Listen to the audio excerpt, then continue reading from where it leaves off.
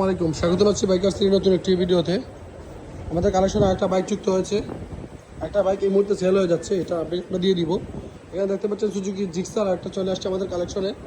এটা রান হয়েছে 11,000 kilometre. Sunamganj showroom থেকে কেনা হয়েছে। চাইলে শোরুম নাম্বারটা আপনি আপনার নামে ট্রান্সফার করে নিতে পারবেন।